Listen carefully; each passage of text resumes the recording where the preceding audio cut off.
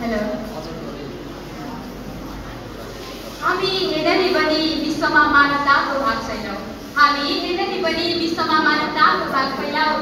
दया र सेवा गरौँ, आफूमा भएको स्वार्थपन हटाऊ। दया र सेवा गरौँ, आफूमा भएको स्वार्थपन हटाऊ। सगरमाथाको जस्तै गौरव विश्वमा फैलाऊ। सगरमाथाको जस्तै गौरव विश्वमा फैलाऊ। जहाँ हेर्दै पनि मानवताको भाग जगाऊ।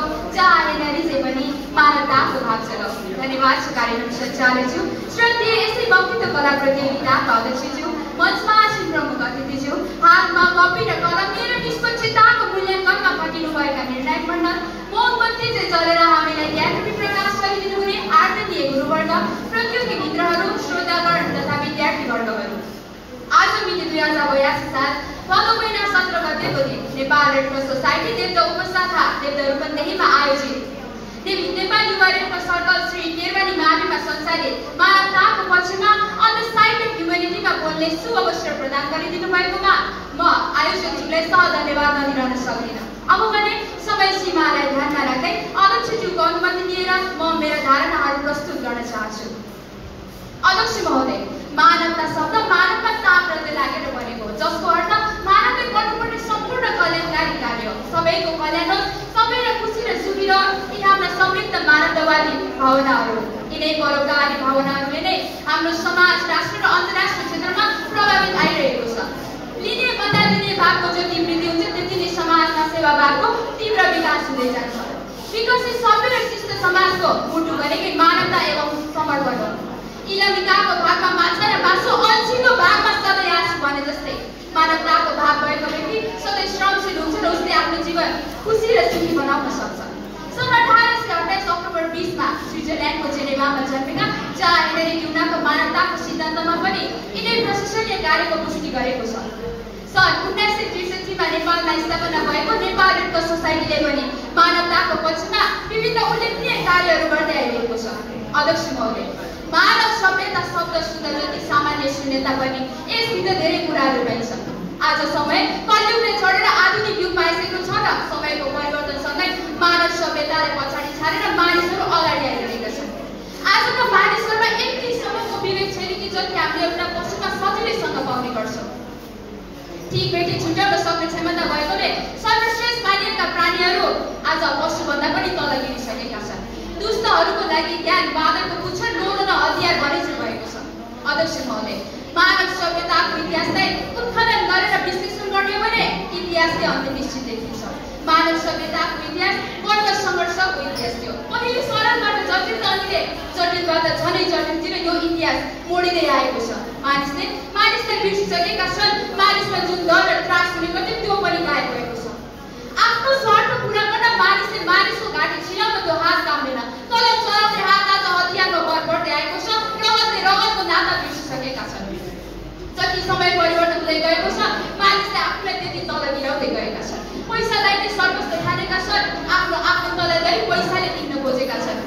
अध्यक्ष महोदय, एउटी नारीमाथि अत्याचार हुन्छ र त्यो नारीले तबसम्म न्याय पाउँदैन जबसम्म त्यो नारीको पहुँच माथि हुँदैन। यहाँ नारीले मात्र होइन, हरेकले न्याय पाउन पहुँच ठुलो हुनुपर्छ। अनि कानुन त्यति बेला लागू हुन्छ जब कोही आफ्नो बठिलोलाई देख्नुहुन्छ। बिचरा सामान्य मानिसहरू त जिउँदो लासरी बाँचेका हुन्छन्। अध्यक्ष महोदय, मानवतावादको अवधारणा शिक्षालाई व्यवस्थित वैज्ञानिक बनाउनको लागि शिक्षाको प्रणाली सन्दर्भमा रहेर 14औं र 15औं शताब्दीमा गरिएका अनुसन्धानहरू जिम्मेवार रहेको पाइन्छ। यसको सुरुवात उत्तरी इटालीमा भयो र पछि महाद्वीपीय युरोप र इङ्ल्यान्डले विश्वमा फैलिएको थियो।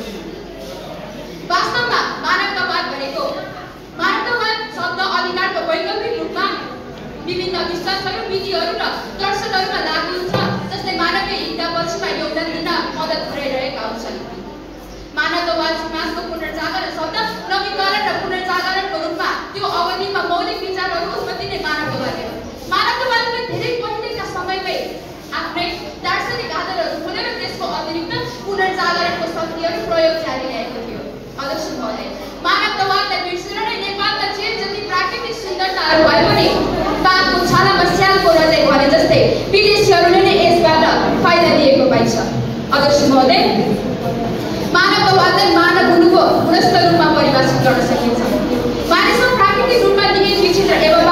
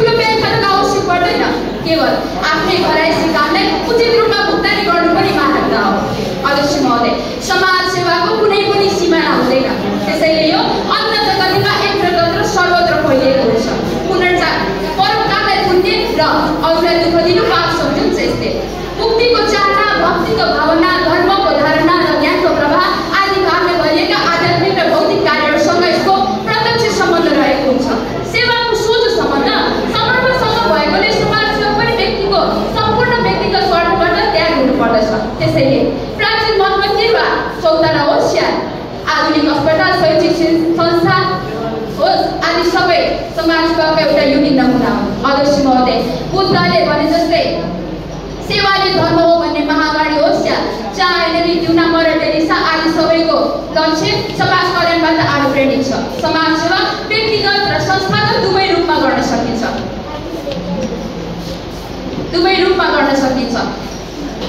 दिनदुखी असहाय पीडित उद्धारको अपेक्षा राख्ने व्यक्ति वा समूहलाई सेवा गर्नु पनि एउटा ठुलो धर्म नै हो। समाज सेवालाई धर्मको रूपमा विकसित